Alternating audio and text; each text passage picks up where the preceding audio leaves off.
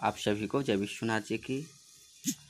आज हम लोग शनि प्रदोष के बारे में जानेंगे, यानी जो भी प्रदोष व्रत है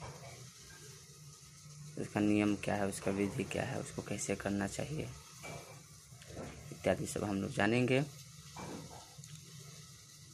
प्रदोष का व्रत हिंदू धर्म में माने जाने वाले सबसे मुख्य व्रतों में से एक होता है। इस दिन भगवान शिव को उपासना करने का बहुत ज़्यादा महत्व बताया गया है। बता दें कि प्रदोष व्रत को प्रदोष कहने का भी एक मुख्य कारण है, जिसके पीछे एक बड़ी वजह है, जिसे हम आपको कुछ शब्दों में बताना चाहेंगे।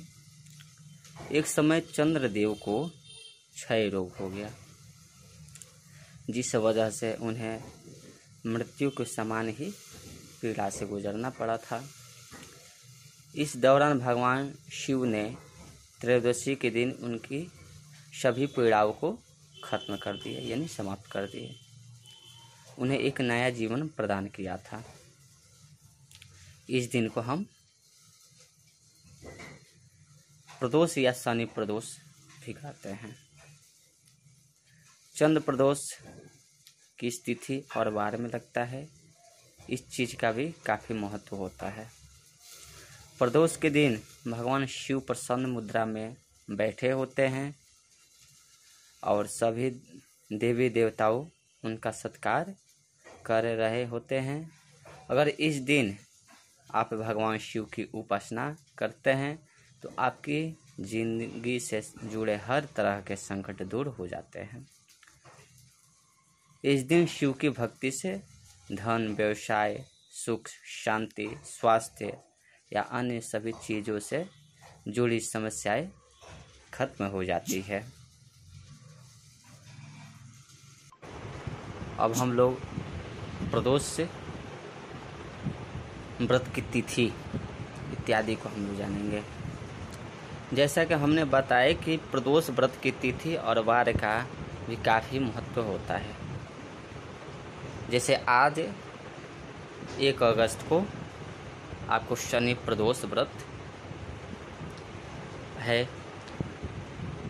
अगर शनि प्रदोष व्रत आप करते हैं तो सुख, शांति और मनचाही मनोकामना को पूरा करने वाला होता है।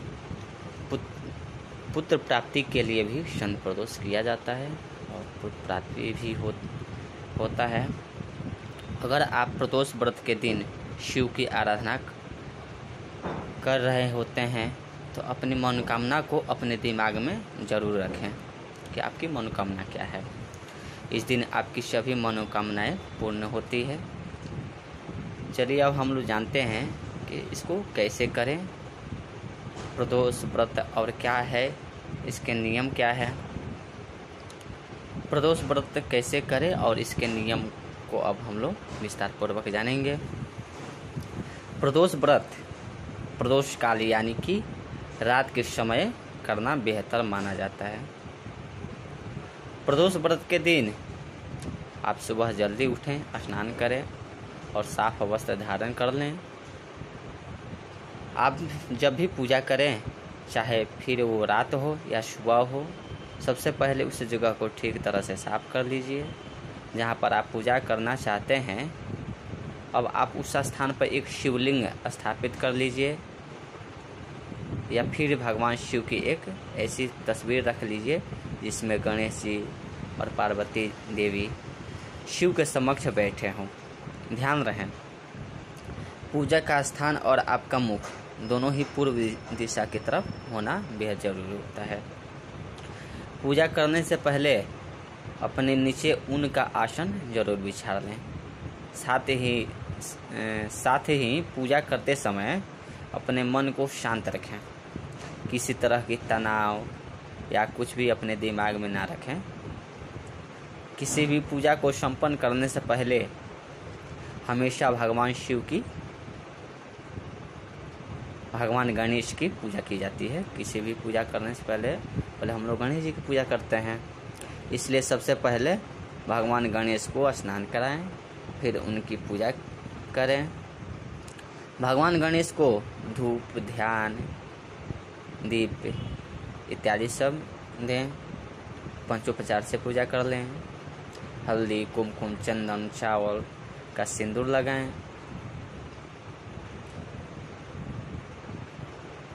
और प्रसाद अपने अनुसार तैयार किए हैं उसे भोग लगाएं, भगवान को चढ़ाएं, फूल चढ़ाएं, भगवान से पूजा को अच्छे से संपन्न होने की कामना करें।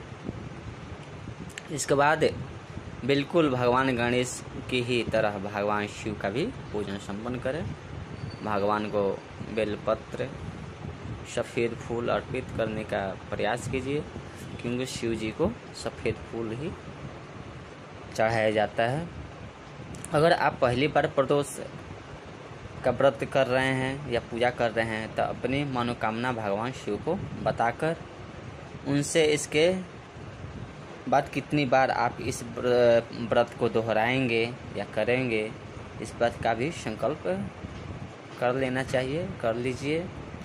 संकल्प लेने के लिए आप बिल्वपत्र के अंदर सिंदूर की सभी सामग्रियां रखकर भगवान को अर्पित करते हुए संकल्प ले सकते हैं। अगर आप विधि पूर्वक आत्मा की शांति से भगवान की पूजा करते हैं तो आपकी मनचाही इच्छा जरूर पूरी होगी।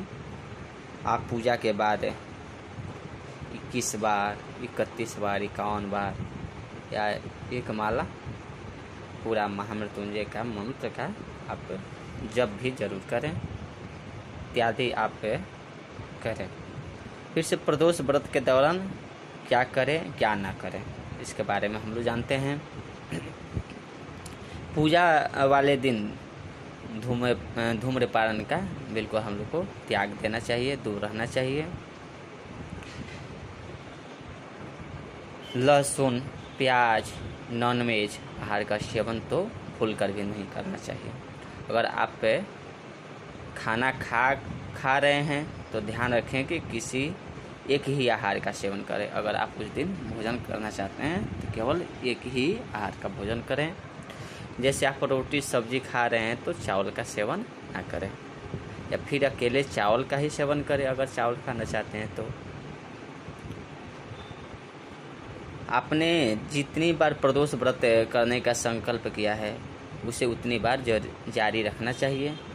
प्रदोष व्रत को बीच में छोड़ने का प्रयास बिल्कुल नहीं करना चाहिए।